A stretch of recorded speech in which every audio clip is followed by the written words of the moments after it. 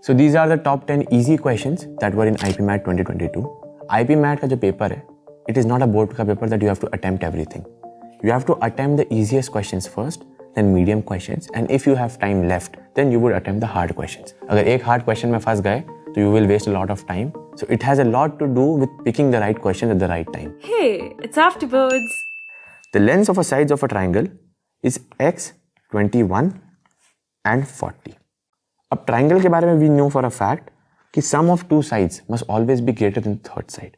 So one side is 40, already we know that. The shortest side is x and this is 21. So इन दोनों का sum 21 plus x should be greater than 40. So what value can x assume? x should be greater than 19. That is the conclusion that we can bring. So out of the options 16, 18 and 90, it should be greater than that. So it must be 20. 20 is the right answer. Anyone can solve it in 30 seconds. This also shows that you should not skip chapters objectively.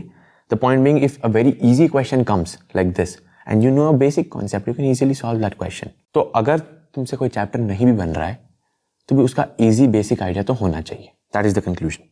A cost of a piece of a jewelry is proportional to the square of its weight. A piece jewelry weighing 10 grams is 3600. 10 ग्राम की jewellery 3600 की price है उसकी. हम ये जानते हैं कि इसके स्क्वायर के बराबर होता है, तो 10 का square will be a factor in it. And what will be the other factor, जो उसका ऑब्जेक्टिव फैक्टर है, जो उसका कांस्टेंट है. तो let's take it x. 10 square x is equal to 3600. x की वैल्यू आ गई 36. So x is our proportionate constant. Anything will be multiplied to this. अब अगर 4 ग्राम की ज्वेलरी है, सो 36 into 4 into 4. This will be the final price, which is equal to 576. Now we have a very easy number system का question, जिसमें we have been given that A, B, C, D, E is divisible by 6. Divisible by 6 का rule क्या होता है? Last letter should be an even number and A plus B plus C plus D plus E जो है, that should be divisible by 3. Now when you look at the options, option number 2, option number 3 and option number 4 all have E in the end. But option number 1 has A in the end. We know for a fact that E is even. We don't know what is A. A odd भी हो सकता है, even भी हो सकता है.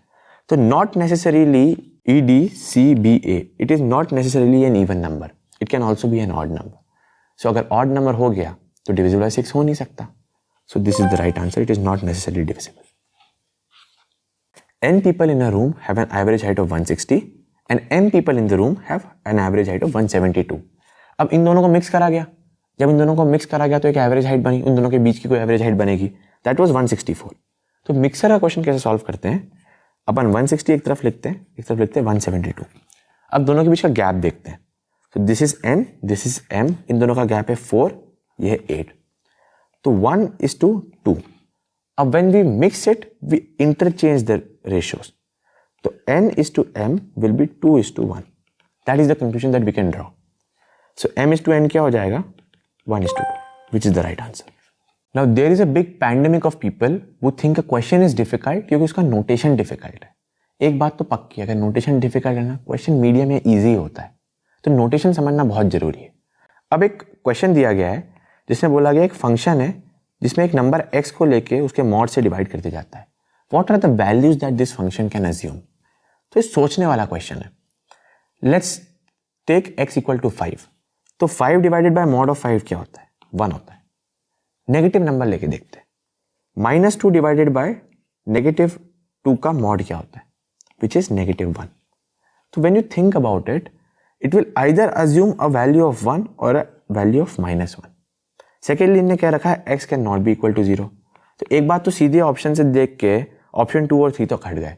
क्यों? क्योंकि 0 तो है ही नहीं, तो 0 कैसे डाल सकते हैं अपन उसके अंदर. अब 1 or -1 is the value that it can assume. So this is the right answer. 1, -1. Now there is this question where two natural numbers are given. A plus B, उसका square. And then it is subtracted from A minus B का square and it is divided by 4.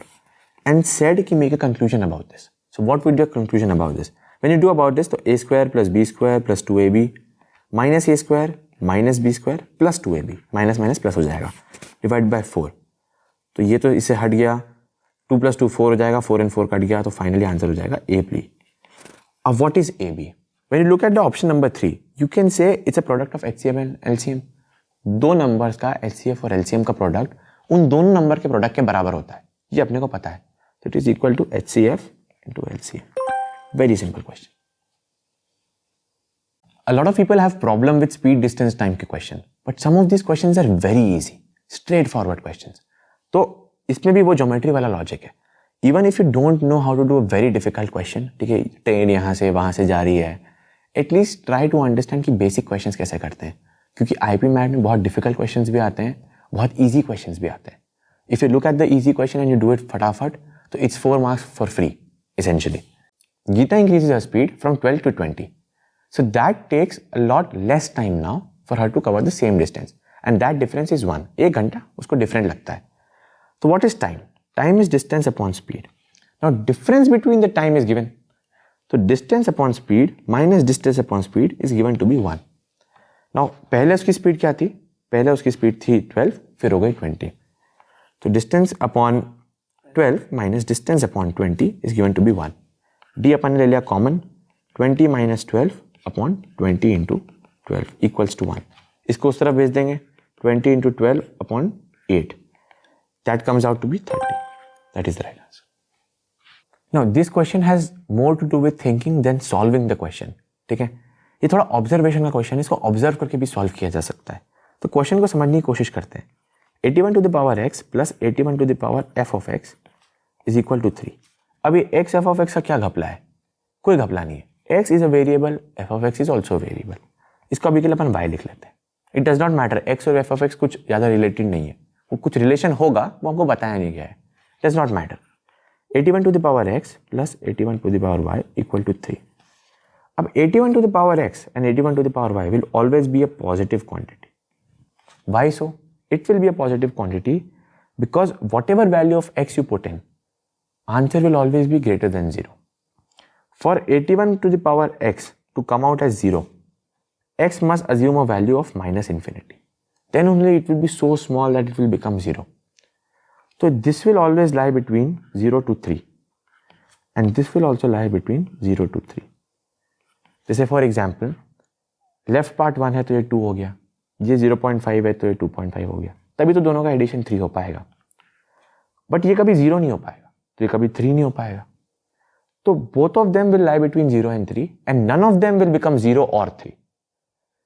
So जो अपना left side है which is 81 to the power y, it should always lie between 0 and 3, must always be less than 3.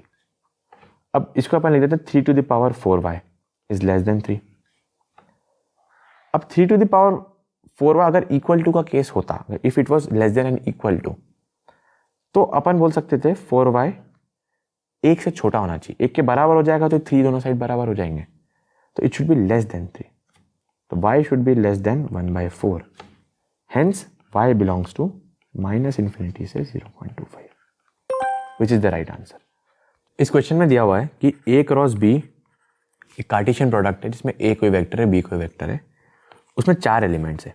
तो एक element हो गया, 2 element हो गया, तीसरा एलिमेंट 1,4, चौथा एलिमेंट 4,1.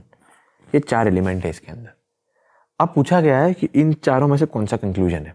तो when you think about it, जो first element it comes from A in a Cartesian product and second element comes from B.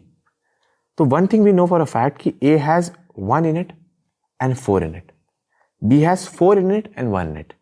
We can straight away conclude कि ए जो है इट इज 1,4 और B जो है ये भी 1,4 ही है, कोई फर्क नहीं पड़ता, सेम ही चीज़ है. जब इन दोनों का क्रॉस मल्टीप्लाई करेंगे तो वी नो कि a is equal to b technically. तो in this we can easily conclude कि a क्रॉस b और b क्रॉस a सेम चीज है. तो option C would be correct. Now in this question it's a little tricky question क्योंकि इसमें छोटी सी mistake हो सकती है.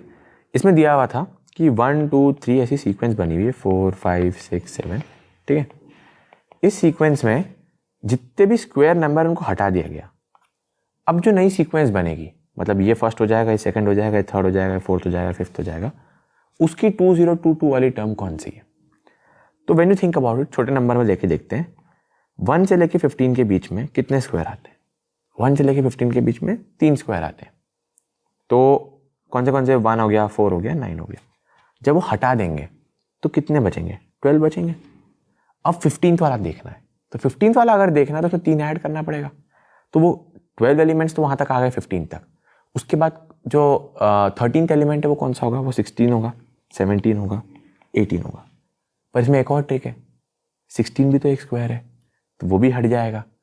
तो 17th हो जाएगा 13th एलिमेंट, ये हो जाएगा 14th एलिमेंट, और 19 हो जाएगा 15th एलिमेंट।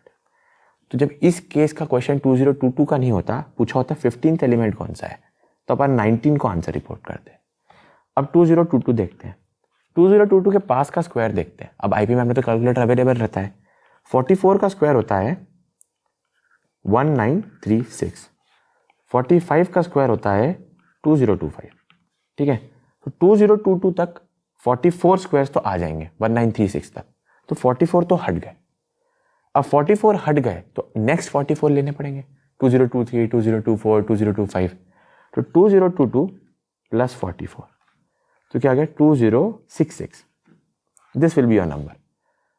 पर इसमें 2025 भी तो आ गया बीच में, 2022, 2023, 2025। तो एक और स्क्वायर आ चुका, वो भी हट जाएगा, तो अपन नेक्स्ट ले लेंगे, तो हो गया 2067, विच इज द राइट आंसर।